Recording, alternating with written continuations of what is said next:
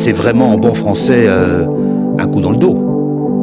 Nous avions établi avec l'Australie une relation de confiance. Cette confiance est trahie.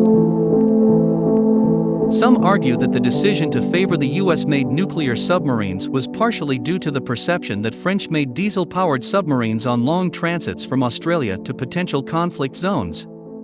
The UK is trying to achieve three goals: preventing a European power from rising as a challenger to London, preventing Russia from dominating the eastern Mediterranean, and preventing China from controlling the Indo-Pacific trade routes that are vital for Britain's economic prosperity.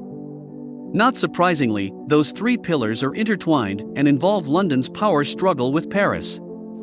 London's aid in the EU is Malta.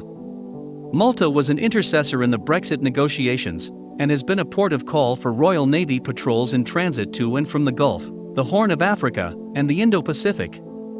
In May 2020, it was Malta that vetoed the funding for Operation Irene, the EU naval mission tasked to enforce an arms embargo in Libya, particularly those arms that Turkey intended to deliver to its proxy and the arch-rival of the French-backed Libyan warlord Khalifa Haftar. The Franco-British rivalry also flared up in the English Channel.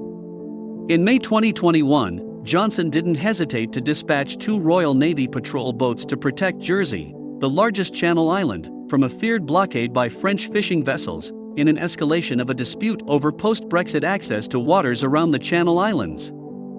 France retaliated by blocking a post-Brexit financial services deal between the EU and the UK, until Johnson's government granted fishermen fair access to British waters.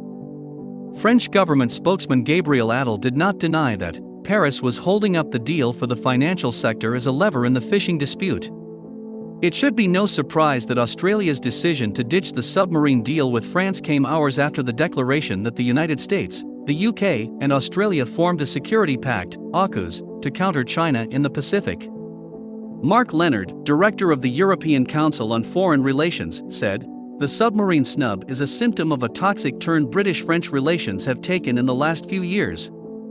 Increasingly rendered impotent in the eastern Mediterranean, sub-Saharan Africa, and the Sahel, Paris is likely going to take steps to restore its wounded pride, with severe consequences."